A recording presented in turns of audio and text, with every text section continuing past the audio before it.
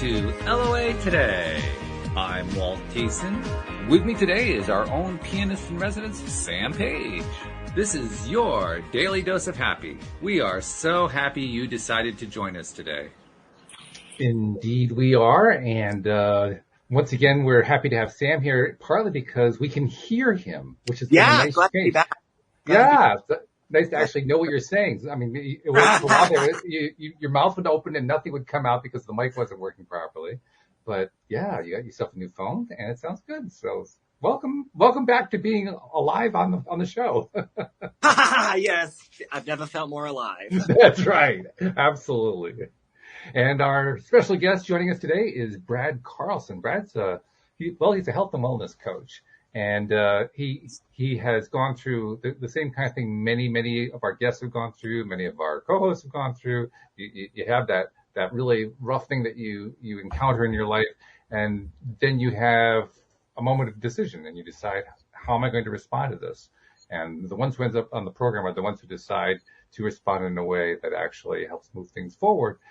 Usually in a big way, and that's no less true for our guest. His name is Brad Carlson. And Brad, first of all, thanks for joining us on the program. And second of all, give us a little 3-minute version of your story. Well, absolutely. Thank you so much, Walt and Sam, for having me here today. Really appreciate the opportunity to speak with your listeners. Yeah, a quick 3-minute preview of my story. I always like to say I'm your classic couch potato, overweight, lethargic. No drive, no desire in life, no direction, no anything, no knowledge too. I should point that out. I had no idea about nutrition. I had no knowledge of exercise. I mean, nothing. And I didn't have money to hire a coach or anything like that. And I just became your classic couch to 5K and went through a whole bunch of stuff to be able to do a 5K. And then I just kept on going from there, and things just kind of started to fall into place. And here I am 13 years later. I lost, the 50 pounds. I've kept it all off, and I'm a marathon runner, and I've just done all kinds of things, and now a published author and speaker, podcast host, all of that stuff. So yeah, it started that one day when I just looked at myself and I said, I got to make a change. And here we are. That's the way it always starts. Got to make a change. I'm not happy with what's going on with X right now. Yeah. And once we make that decision, then all kinds of cool things happen. And you actually, you wrote something in your profile that I really liked. You said that you discovered that weight loss had nothing to do with weight loss.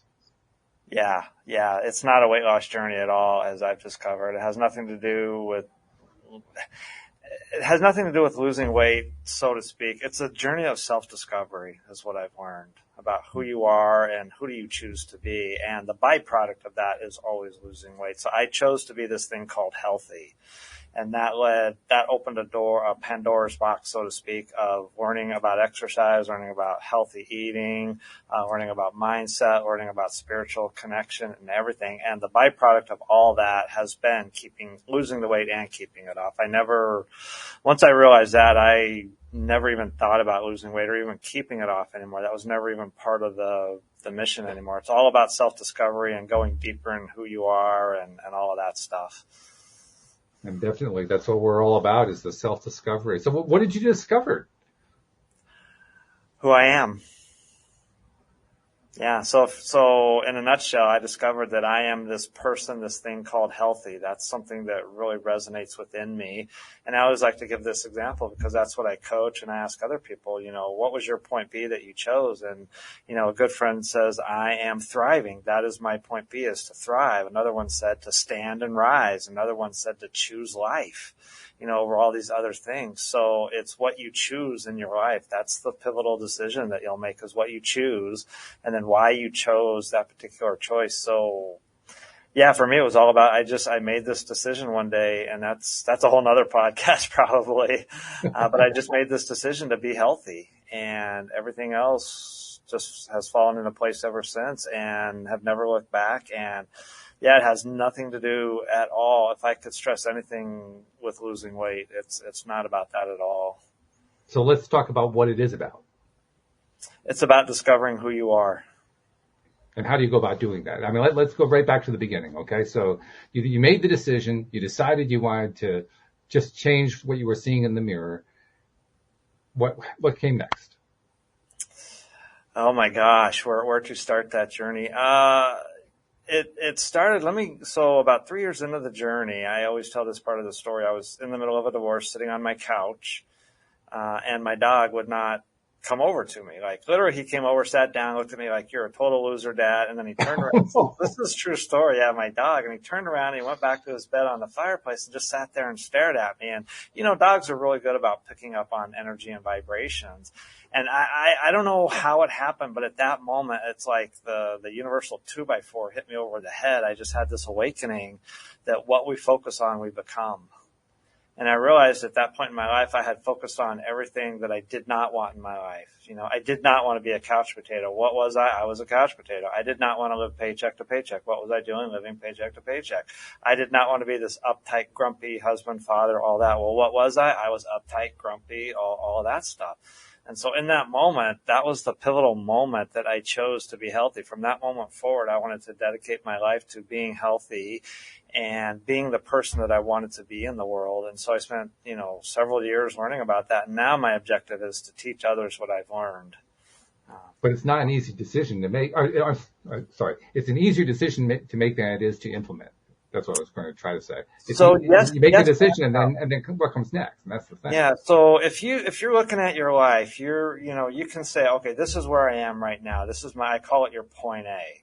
Now, what is your point B? That point B has to come from the heart. What is this grand vision you have of yourself? And that was actually, and I kind of did it in the reverse order. That was the second decision I made. The first decision I made, which gets into what you're just talking about, how do you implement this, is you have to be grounded in a why. Why do you want to do this? And I went through some experiences in my life. Part of it was divorce. Part of it was losing weight, gaining weight, losing weight. I thought it was all about losing weight in the beginning. I really did. And so that's what I was focused on. That's what I was trying to do. And I did it. I lost it, lost it. And I didn't understand anything. It was just all trial and error. And then one day I just had another epiphany that says, I just asked myself, why am I doing this? Why am I exercising? Why am I busting my butt in my home gym? Why am I doing any of this? And the answer that came to me was that if I take care of my mind, body, and spirit, my mind, body, and spirit will take care of me. Ooh, nice. And that became the higher meaning and purpose. So I talk about, everybody in their life has a reason why they're doing what they're doing. As a health coach, I've heard tons of what I call external reasons. Oh, I want to lose 30 pounds to fit in a dress. I want to lose 30 pounds to have more energy to play with my grandkids. These are great reasons. I'm not saying that. These are great. Sure.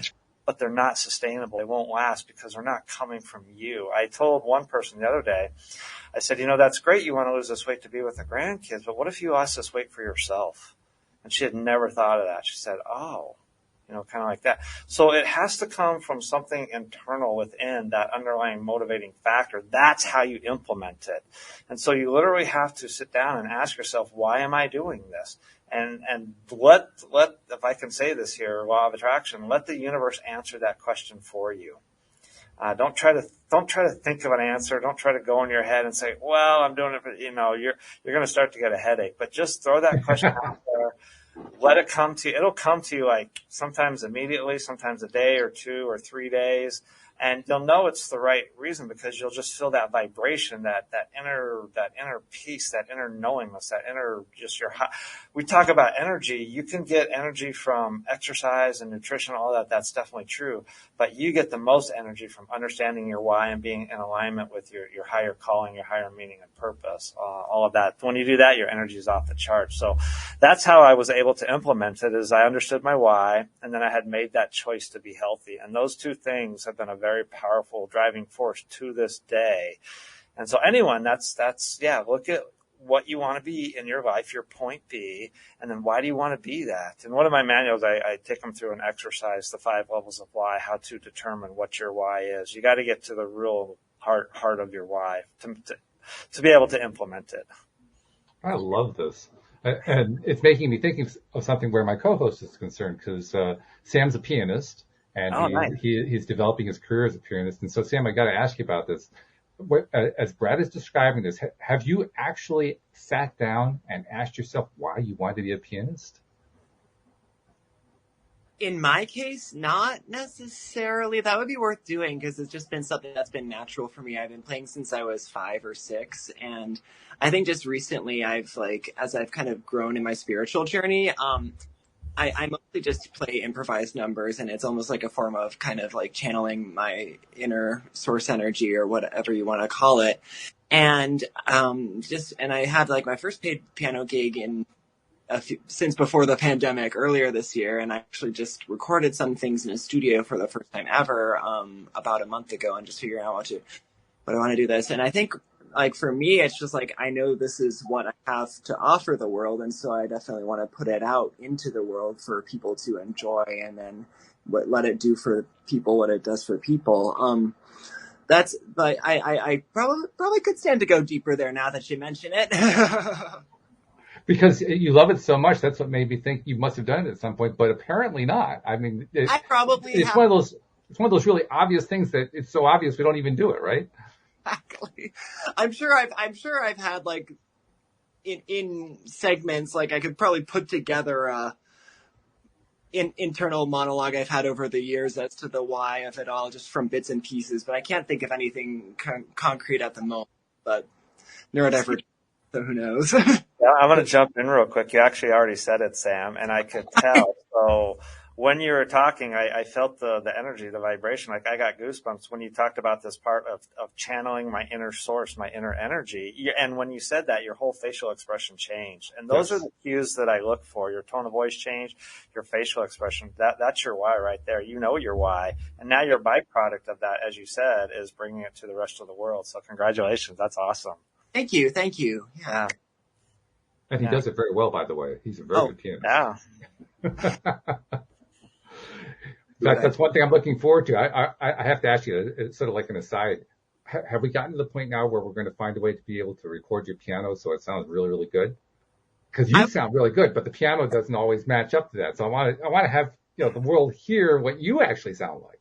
Right. Well, from like my little home recordings, I have a microphone, which that seems to help now, when I remember to use it. But I did record in a professional studio about a month ago. So that'll be out there eventually. I have some things to figure out now, but try not to hammer. I just kind of allow it to come together and to place at the right time.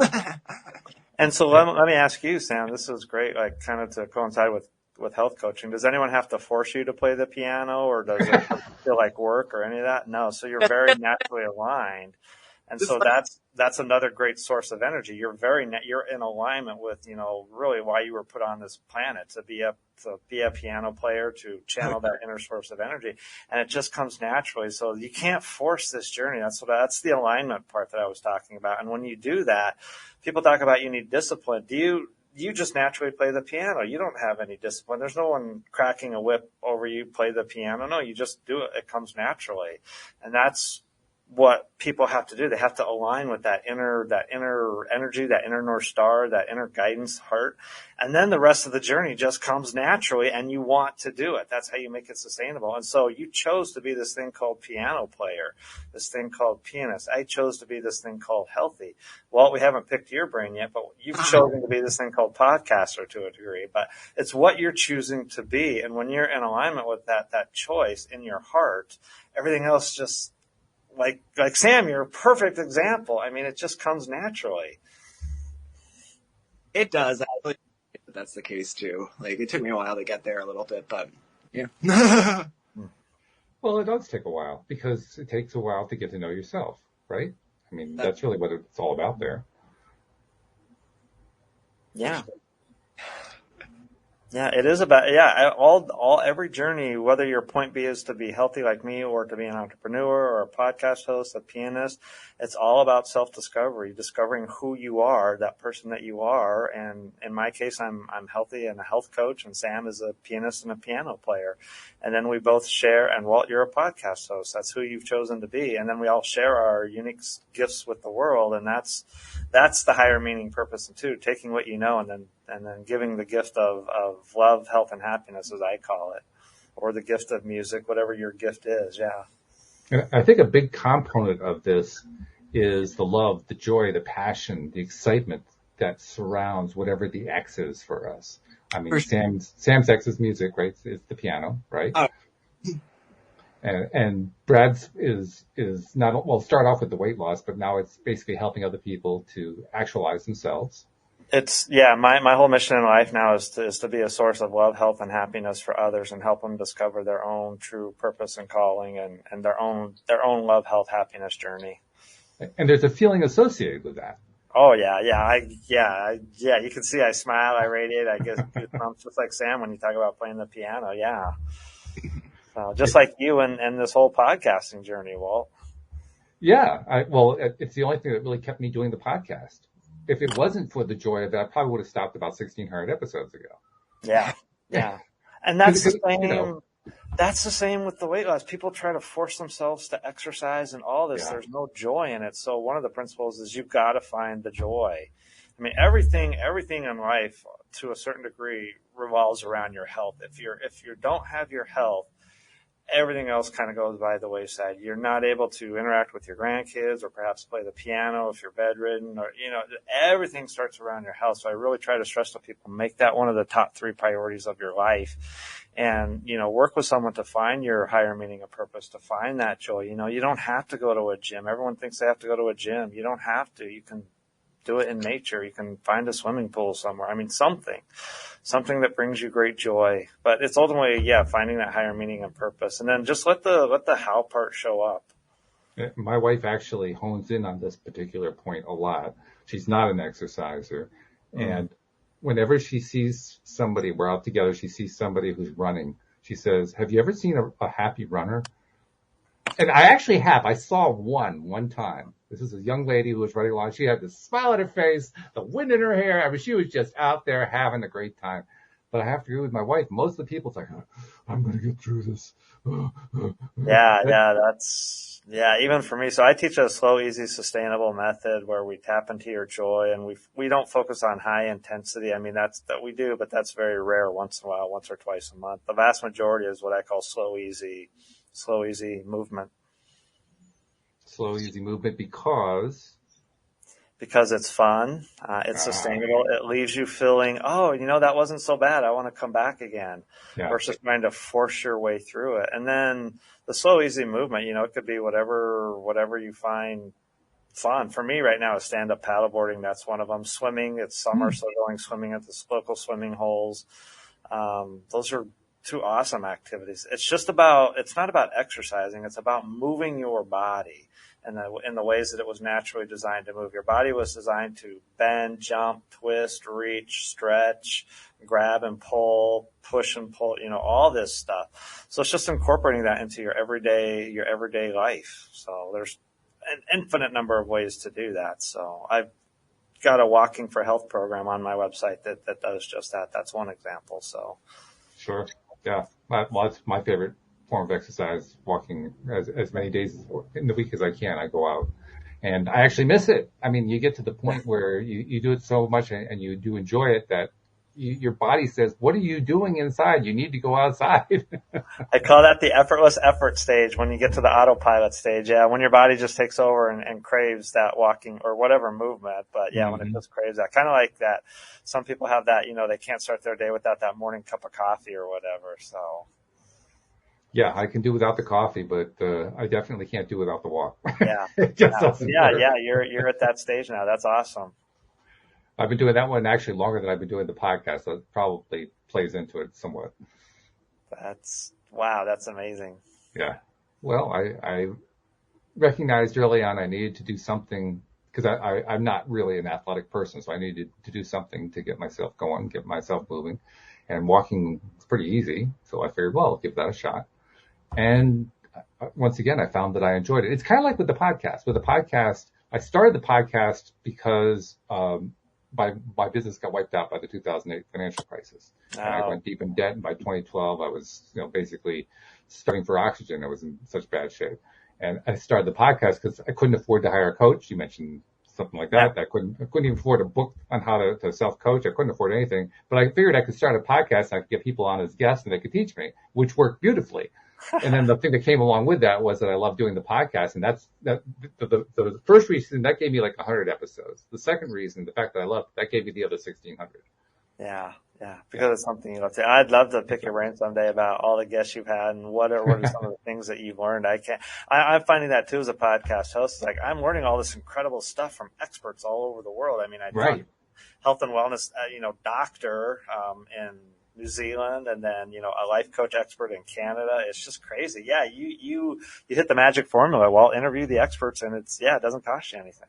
And you make friends, which is the other Yeah. good thing. You make Yep. really cool friends this way. Yeah. So Yeah. I mean, my own social circle has expanded tremendously. And the best part is you're tying in, because you're doing it with something that you love, you're tying in to other people you're going to resonate with. Mm-hmm.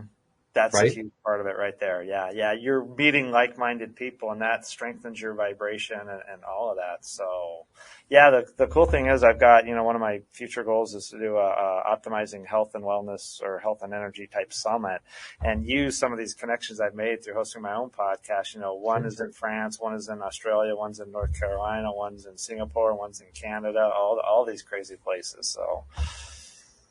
Very nice. You also mentioned something in the story that you told, and it was an amusing bit, but it also made a point. It was the story about how you were sitting on the couch and the dog wouldn't even come over to you, right? And the obvious question that comes after that is, well, after you start doing stuff, did the dog come back? I imagine the dog. Oh yeah, he's my best friend. Unfortunately, he Sure. passed about 2 years ago, and I have another yeah. dog now, and she's just as awesome. But Mm-hmm. that day was February of 2013. I still remember it. Like, moments like that are really ingrained and emblazoned in your mind. Absolutely. He just looked at me like, you're a total loser. He turned around and I don't know what it was in the moment, but that's when the awakening happened, that what we focus on, we become. So whatever you focus your thoughts on, this is what I always tell people too. This is the order of how life works. It goes your heart first, your mind second, and your body third. So whatever is ever in your heart, that intuition, that desire, what do you want? Answer that. You want energy that is out of this world? Answer that question. What do you want from life? What do you want out of life? What is your deepest desire? What is your deepest intention? That comes from the heart. That's the first thing. And then your mind goes, oh, it's to be X, Y, or Z. It's not to do something. It's to be something. It's to be healthy. And then the mind picks up on that. Okay. And then how do I be healthy? How can I be this thing called healthy? How can I be this thing called piano player? How can I be this thing called podcaster? Things just start showing up. That's how it works. But it's the heart, which is the being part, then the mind, which starts to get into the doing part, and then the body, which is the have. So the be, do, have formula, which is talked about in a lot of different references, which you might be familiar with. Yeah, it's not. We ask the question, what can I do, for XYZ? What can I do to be a podcaster? What can I do to be an entrepreneur? The better question to ask is, how can I be a podcaster? How can I be an entrepreneur? Because then you're vibrating at that level. And once you're vibrating at that level, things just start showing up. Oh, Brad, here's a coaching clinic to go to. It's free. This will teach you how to get clients. Oh, okay. Oh, Brad, here's a web thing. Oh, this will teach you how to, oh, okay. This stuff just starts showing up and you know which to choose from just based on how it feels. Does this feel right to do this class? Does it feel right to do this podcast or whatever? So it's just about, vibration and feeling. That feeling is critically important, and it's one of the best guides that we have, and it takes a while to trust it, I think. Because we have in so many ways been trained not to by our society, by well-meaning family members, by teachers. Don't trust those internal feelings. Well, actually, they're important to trust, but it can take a while. And that process of when it takes a while, it's a process that can kind of stretch itself out depending on where you're at. I say that because I know for myself it did stretch itself out, and the stretch out basically had to do with inconsistent attention. I would sometimes be focusing on it, and other times I'd be focusing on its diametric opposite, or perhaps I might be focusing on something that worked against it, or something along that line. Then I'll refocus on it again, and then focus off, focus on, focus off, focus on. I mean, it's that tennis game, right? And if you continue to play the tennis game, you can actually wear yourself out. So at some point, you have to come to the conclusion that, well, I need to be consistent about this. I need to make sure I'm staying with the thing that I love, that being portion of me. I need to stay in that place. And that's the And challenge. And here's my answer to that, because I was going through that exact same thing. You used the perfect metaphor of a tennis game back and forth between, I'll call it the head and the heart. And finally, I was like, I've had enough of this. How do I deal with this? I just randomly threw that question out there. And the answer that came back to me was stop listening to the voice in your head. Yes. Stop listening. That's it. Stop listening to what's going on between your ears, between your head. That's where fear comes from, anxiety, depression. Stop listening to it and start listening what's in your heart.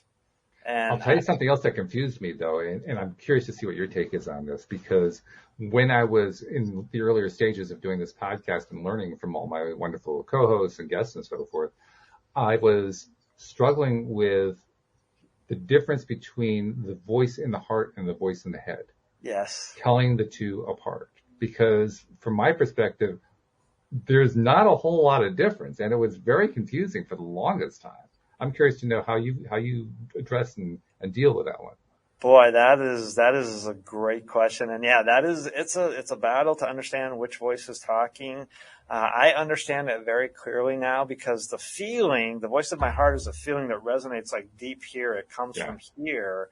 And the voice of my head, I get stressed and I get a headache, and I can tell it's all coming from there. It's where that feeling is. So if I feel something, and everybody knows this, I mean, you feel something in your heart or you feel it in your head. So yeah, that feeling of stress and depression, all that, that's warped, that's anchored is the word I'm looking for. It's anchored in your head, which then causes your body to respond a certain way. And then your heart has gotten buried underneath all of that.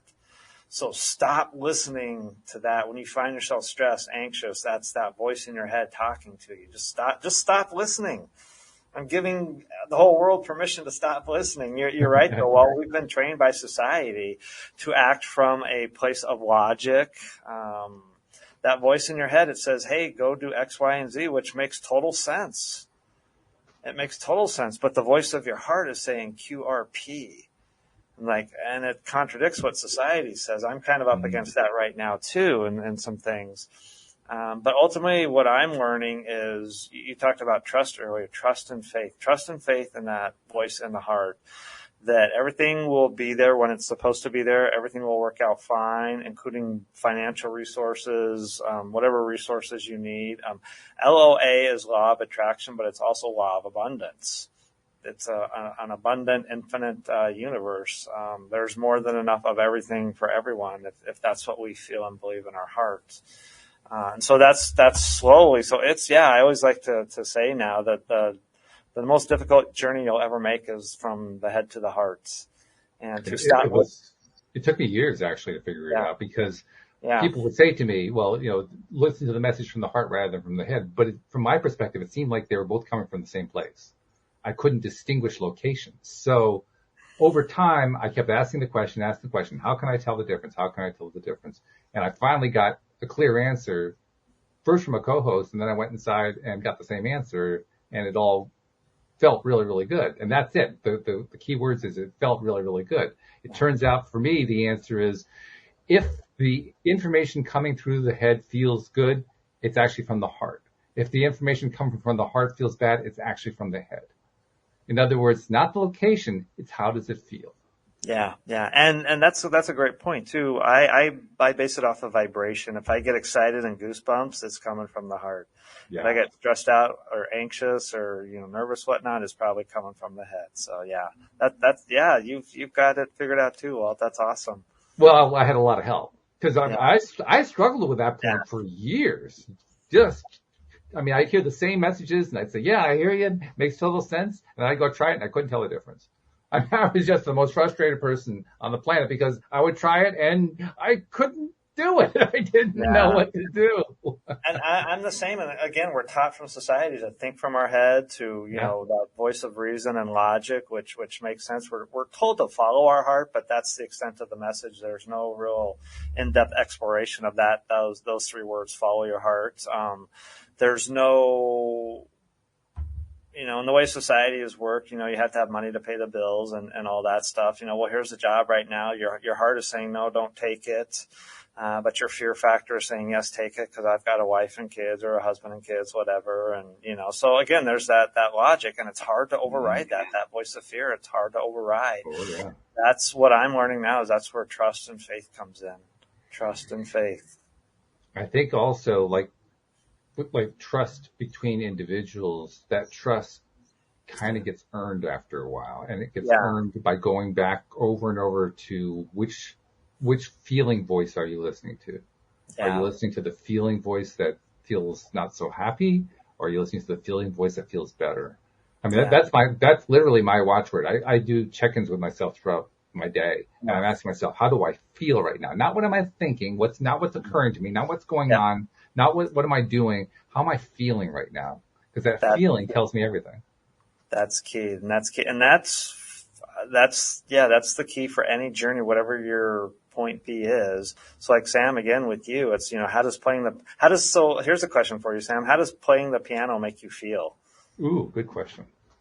Usually in pretty good alignment, which is and just good, generally speaking. It's a great way to channel emotions.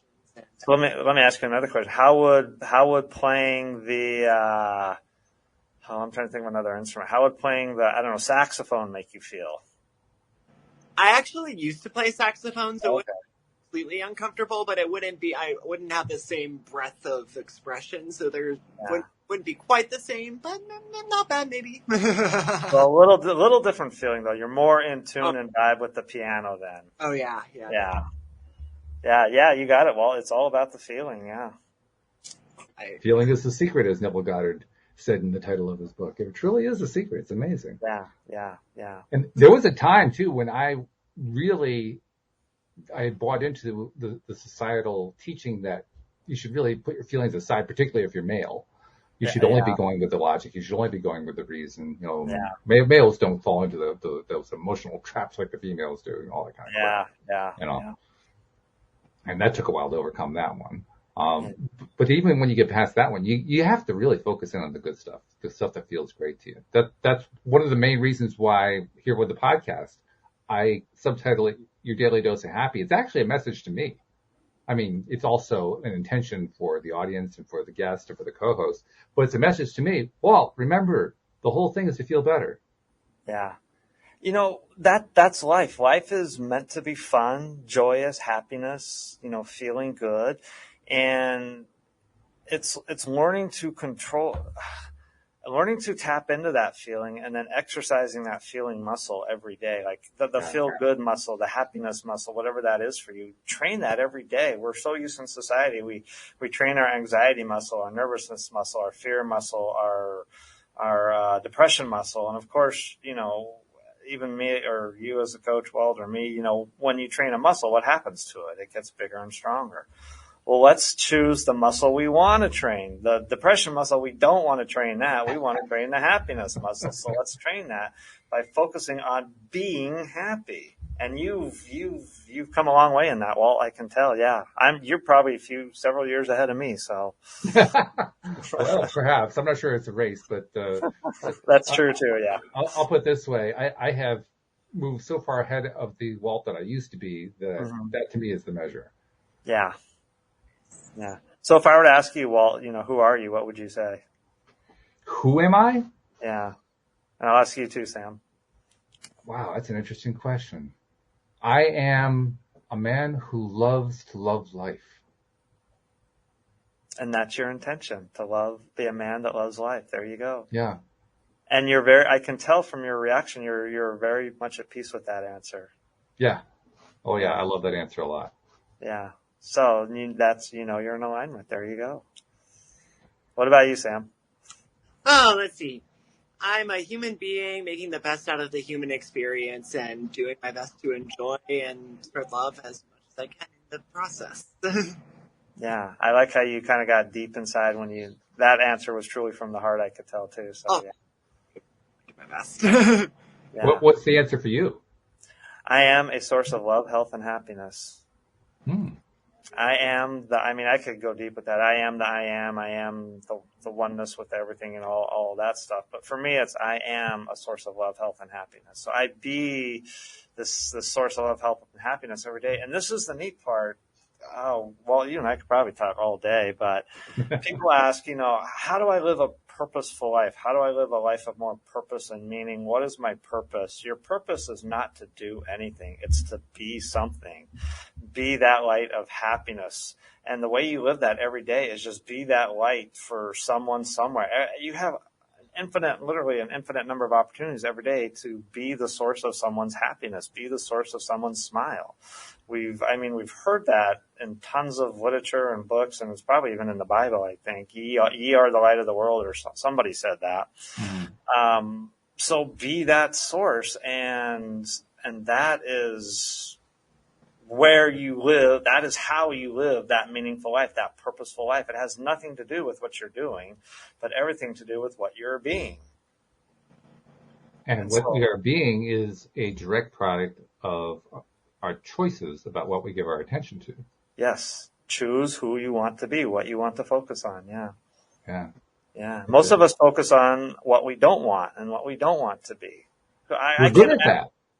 I can't imagine if I'm in a room with 1,000 people and I ask, okay, who here wants to be depressed, that people are going to raise their hand. Who here wants to be nervous or anxious or have fear? I can't imagine in that situation that, me, I want to be depressed. I just can't imagine that. But if you ask who here wants to be happy, who here wants more peace, exactly as you said, Walt, to be that man that is living a life of peace. I can't imagine anyone, if I asked that, who wants to be the source of peace or whatever, that everybody's hand would go up. But yet the reality is, if you do ask, I'm sure you've done this too. If you ask an audience that, you'll get some half-hearted hands going up. It won't be the entire audience. It'll be part of the audience. And I guess maybe I'll volunteer for that one. Yeah. And there's always, he raised their hand, so I'm going to raise my hand. Yeah, right. and all of that stuff too. But no, to live a life of purpose and happiness and meaning, just be that source. Pick a source. Pick what your light is. Your light could be peace, love, joy, whatever. And then just make a choice. Be that thing, and then just give it away for free. And you can do that every moment of every day on the telephone and all that. And now, I like to say that, we're all a work in progress because we struggle. We go back between the head and the heart, the fear and the peace, the fear and the love, the anger and the love, the jealousy and the love, the bitterness and the love.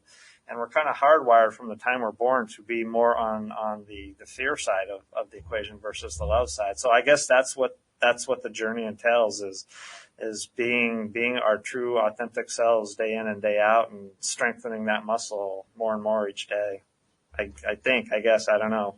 That's a reasonable description, I'd say. I think also it comes down to the idea and the practice of what do I put out? Yeah. Because that we get the instant feedback on that. That's what I'm driving at here. I mean, the feedback is very, very clear. You mentioned be that person who's always giving, but one of the main reasons to be the person who's always giving is that you're also the person who's always receiving. Because every time you put it out there, you get it back. And it's almost like it's the hidden rule of how the whole thing works. I mean, I do the podcast because I love doing the podcast. So what do I get back? I get back a bunch of audience members who love the podcast and who love giving me love for doing the podcast. So it goes right back to me. And I can tell just as you're hosting here how much you're radiating. I mean, I can literally feel it through the monitor here. This day and age of computers and internet and all that. Yeah, I can pick up on that vibe. So. Yeah, I think it's just crazy. We listen to the voice of logic, the voice of reason, the voice of society, and we need to just start listening to the voice of our hearts. And that's. Well, I think that's why we have these breaking points. These, for me, the point was the 2008 financial crisis. I had nothing to do with real estate, nothing to do with mortgages. My business was collateral damage within, the context of that whole financial crisis, because my clientele were all very small nonprofit organizations, and nobody gives to a nonprofit organization during a financial crisis. So my clientele went poof instantly, which is terrifying. Let me tell you.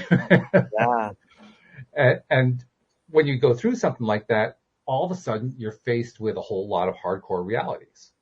And how am I going to deal with those realities? And what's my response going to be to those? And up until that point in time, everything I had done through the reason and logic we've been talking about. And the reason and logic let me down. The reason and logic let me down. That was probably the biggest part of the learning moment. That's huge. Recognizing that the rule of thumb that I have been following the rule that had been taught to me from the very youngest age. I had done exactly what they told me to do, and it failed. Yeah, me too. I lost my house in the economic downturn of 28 miles was foreclosed on. Yeah. So I go to college, get a good job, buy a house, everything will be fine. No. Baloney. Not only did I lose my house, I still had all that debt from college. Well, that's just fun, right? Oh, here's some more debt to go along with all that pain and agony you're going through. So let me ask you this, Walt, from your journey and your experience. So back to 2008, looking back at that now, so we're 14 years ago or something. Yeah. Would you have called that event in your life an opportunity, a blessing, or how would you look at that event now? Would I have called it that then, or would I call it that now? Would you call it that now? Oh, now definitely. Yeah. Then it was an absolute, pain in the butt. Yeah. It was worse than that. It was terrifying. Yeah. And it also seemed pointless, by the way.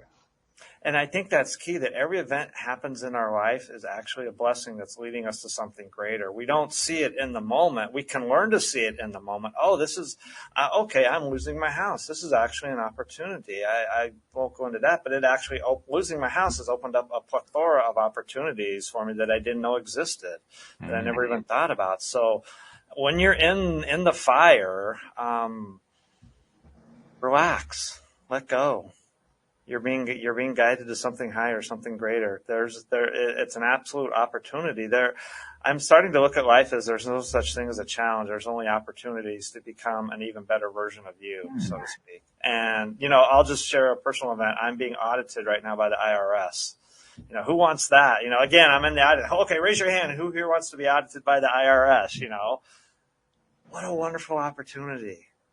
I'm smiling because it's shaping this event, this opportunity of being audited by the IRS. I wish I would have known this during my divorce and losing my house and all that. I would still might have some hair today or something. But what a wonderful blessing. What a wonderful opportunity to be audited by the IRS, because it allows me to become even stronger in who I am, in my happiness muscle, my faith muscle, my trust muscles, that everything is working out perfectly, that everything is going to happen just fine and all that. And I don't know what the outcome of the audit will be, if I wind up owing money or a bunch of money or nothing. My focus is on, everything's going to be just fine. But whatever happens, I know it's for my highest good now. And somehow, some way, the money will be there or something, or, I just know it'll all work out. And so it's learning to shift away from that fear to that love and that trust. I mean, who wants to be audited by the IRS? Okay, show of hands, raise your hand. Yeah, not too many people, no. Yeah. Not high on people's bucket list. Yeah, I can't imagine that. So, but the point is, what you learned from your experience, and Sam, we can ask you what experiences you had in your life that you look back on now and say, oh wow, what an opportunity that was, or what a blessing that was. But everything is an opportunity to grow and become. We're beings. We're not human doings. We're human beings. So to say, we're here to be. We're not here to do. The doing comes second, not first. We've got that reversed. What will you do today, Brad? What can you do? What can I do? It's who can I be? How can I be? That's always a great question. So, Sam, when you hear that question, what thought comes to your mind? I remember my first, somewhat awakening to the idea of, law of attraction. Everything happened after, almost 4 years ago, getting scammed out of all of my money, and feeling destitute and heartbroken and everything. Somehow, I don't remember how it came up, but I saw something on YouTube about law of attraction, and then learning that we're all connection or extensions of source and everything, and that was just just broke open this whole breadth of ideology that I had never thought of before and everything. And then eventually that led me to Stream of David and Ty and everything. But just, getting to this, eventually adopting this belief system or this system of operation, which is very much in resonance what you were describing just now, of just trusting things will work out rather than hammering and just allowing things to flow in. and like I had to raise my vibration quite a bit through systematic detuning of things, all sorts of stuff I don't need to necessarily get into it in full, but definitely just raising my vibration, trusting the process, and finding appreciation rather than demonizing the aggressive aspects of life. We're getting at cutting out again thing, so I think it's because you need another mic.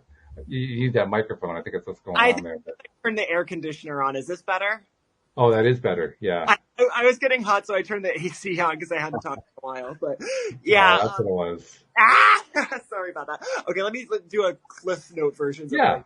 Yeah, basically, like, after experiencing some, like, getting scammed out of all my money, it was the trigger, but then I kind of happened upon it was a manifestation, some information, basic law of attraction, and, spirituality, the idea of we're all extensions of source and everything, and that eventually kind of led to, took me to a place that had more of a structured way of learning all of this, Taya, and then from there, just kind of learning to appreciate transgressors and triggers and instead of demonizing them and just releasing a lot of that negative energy and getting to a place, eventually raising my vibration enough to a place where I genuinely can trust that things are going to work out. Like a lot like what you were saying earlier, like what your whole mindset of your IRS experience actually resonated with me quite a bit because of that. That's very cool. I like that. And as usual, there's always at the root, there's always the one traumatic event. In your case, getting scammed out of money, which is certainly very traumatic. By the way, I've experienced the same thing, so we share that in common. Yeah. Me too. And Brad too. Okay, so all three of us. Not too much, but yeah, a real quick short story. So I got scammed out of $80. I saw an ad on Facebook for a piece of exercise equipment that I'd been really wanting, and I'm like, oh, this is what I want. It's such a good price. Like, here we go. I manifested this. And I went to pay for it, and it took me to PayPal, and I'm like, wait a second, I didn't put two and two together. It shouldn't take me to PayPal, but it did, and I paid the money and never, this was like a year ago. I never saw the product or anything since. And I just said, you know what? That's just a tide to the universe. They needed it more than I do. So there you go. Yeah. But it's always that traumatic event, and depending on how traumatic it is, and in Sam's case, it sounds like it was pretty darn traumatic. It becomes a defining point. So you asked the question earlier, Brad, about my traumatic point back in 2008 and how do I look at it now. And I think you asked, do I see it as a blessing? I honestly don't see it necessarily as a blessing. What I see it as is a turning point.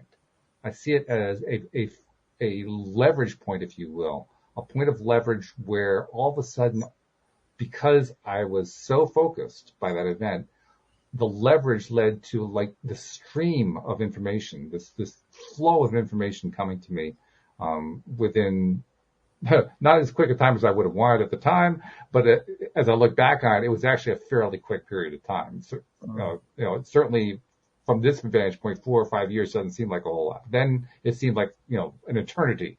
But now I look back and I say, wow, the stuff just started to flow, and it flowed faster and faster and faster and faster, and it all started with that event.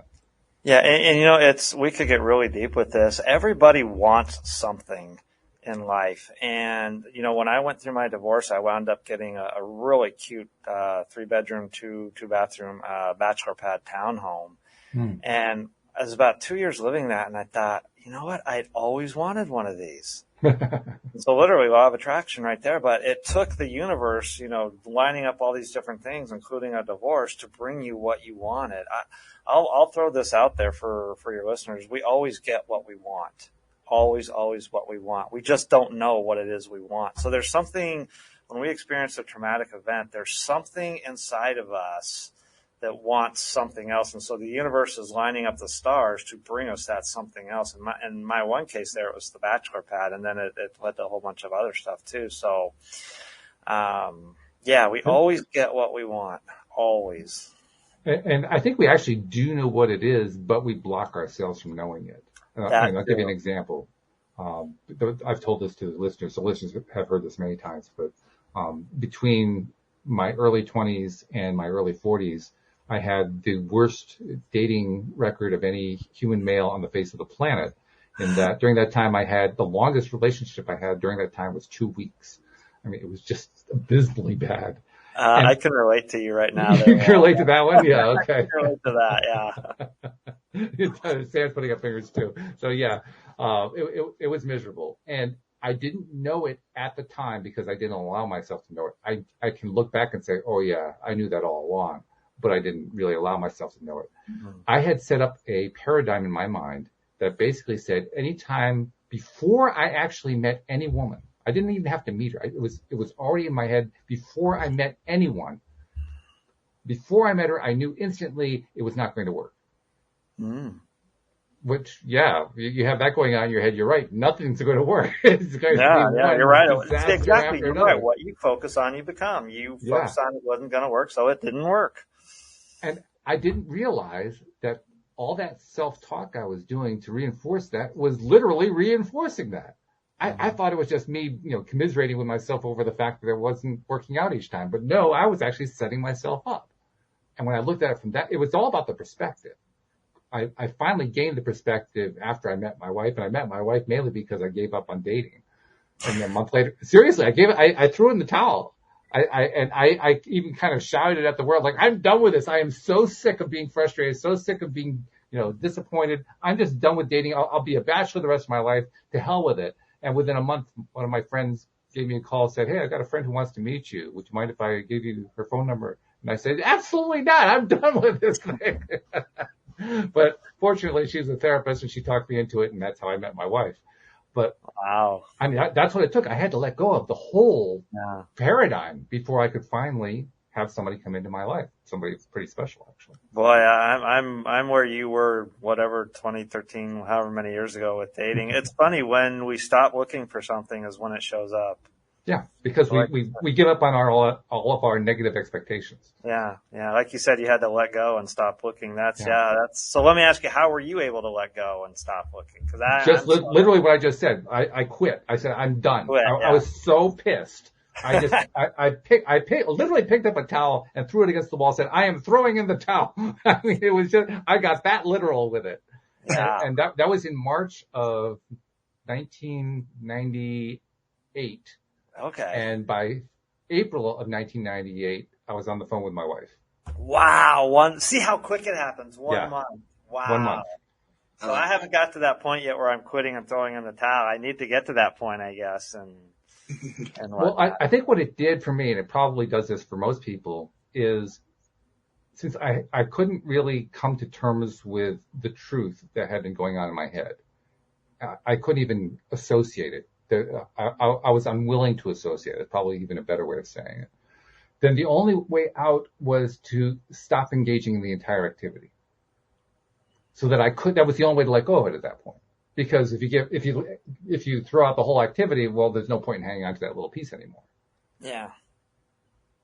And it's just only a month later. That's crazy. Oh, it was real fast. Yeah. And my friend Debbie had to talk me into it. That was the best part because I told her I quit. I'm done with this. And she knew the last woman I'd been semi-involved with, and she knew what that whole situation was. So she actually had a little bit of a leg up.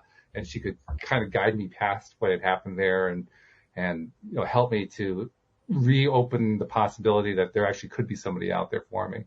But it was a tough go. Tough go. And Louise and I didn't actually meet for another 2 or 3 weeks after that. We actually met 2 days before my birthday. My birthday's in May.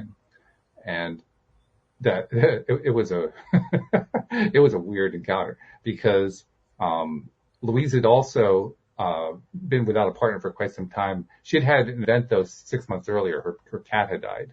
Wow. And when one of her friends at work asked her, are you going to get another cat? Without even thinking about it, she blurted out, no, I'm going to get a husband. And from that point on, she just kept putting out the word, do you know any healthy single males? Do you know any healthy single males? Putting out that vibration and look who showed up. That's how this all works. Yeah. Now, what's really odd too is my friend Debbie who introduced us. My wife was a psychotherapist. Debbie was a psychotherapist, so that was their connection. My connection to Debbie was I was a swing dancer. We were part of the same swing dance community. Oh, okay. And there were a lot of people in this community, a lot of men in this community. And to this day, I still don't quite understand why it was that she thought of me, because I'm the one she thought of instantly. She knew a lot of men. She knew a whole lot of men. But for some reason, she thought of me. I chalk that up to fate, a higher power at work. Something, yeah. That the two of you were just, your vibrations were meant to be together. Yeah. Well, we certainly were meant to be because, man, we fit. It's really something. That reminds me, I remember I was at a personal development seminar. This was years ago, and the instructor was doing a one-on-one with one of the participants there. And she had all this baggage that she was carrying with her into this present day. And he just looked at her and he asked, why are you still carrying the baggage? And that's just like her eyes just went, oh, and finally like you. And he's like, just drop the baggage.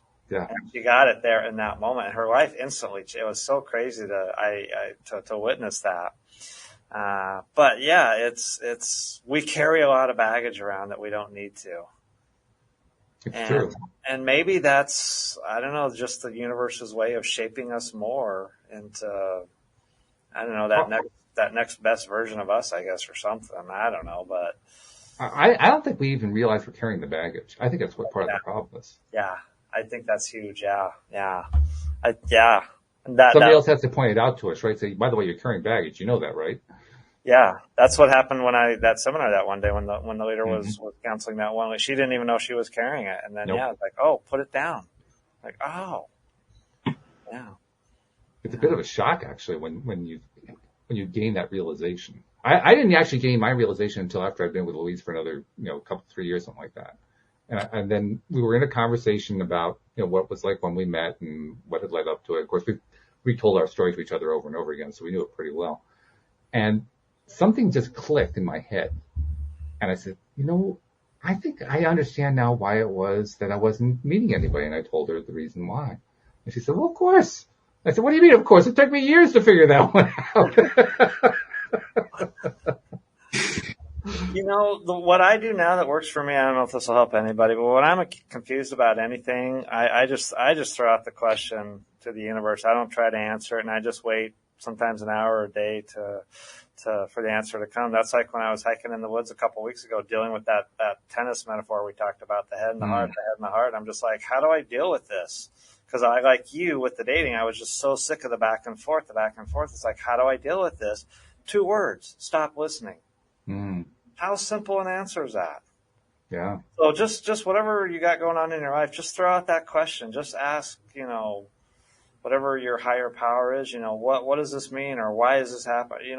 Ask any question you want and just be open to receive an honest answer, because you wanted it. Well, why did I want it? You can go as deep as you want with all that. I ask anything. Some people say don't ask why, but I ask why. I like to know why. I want to understand the why behind it. So yeah, I ask, but sometimes, like you said, we don't know we're carrying baggage. I don't know to ask the question. This is a real cute story, real quick. So I'm also studying to be a minister now with my church, Centers for Spiritual Living. Now, how did I get on that path? I was really frustrated and crazy. And so one day I just threw up my arms and asked, what is your plan for me? And this booming answer just came back, minister. And here's the funny part. I'm like, well, why did you never tell me that? The answer I got, this is crazy. The answer I got, this is a true story, was because you never asked. Oh, wow. Yeah, I never asked, like, God, higher power, universe, whatever you want to call it. Like, what is your plan for me? I was trying to figure it out. It's already figured out for you. You just got, so whatever you want in your life, ask. Ask and you shall receive, or something like that. Yeah. Ask the question. No question is off limits. There's no question, no matter how crazy, absurd, or even, that why question. Ask whatever question that you want an answer to, and just wait for the answer to come to you, because it will. Yeah. All right. Well, then I'm going to follow up on that then, because there is a question that I need to know the answer to, and I think some of the listeners might need to know it too. Since we're coming to the end of the episode, we got to ask the question: how do we find Brad Carlson? Oh, well, there you go. Very simple. Go to trainingwithcoachbrad.com. All one word, trainingwithcoachbrad.com. See, the answer came right away. You asked and you got an answer. I tell you, it works like a charm. Yeah. No, seriously though, this has been great. This has been a very fun conversation, and I want to thank you for joining us on the program. And I want to thank you for the work that you're doing, helping other people to achieve the same kind of breakthrough you achieved with your own life. So thank you for that. Thank you. Thank you also for having me. This has been wonderful. This has been a very fun experience. Thank you, both of you also. And we can't, if we're going to do the thank yous, we can't stop there. We also have to say thank you to the live streamers, and thank you especially to our podcast listeners everywhere. We'll see you all next time here on LOA Today. Goodbye, everybody.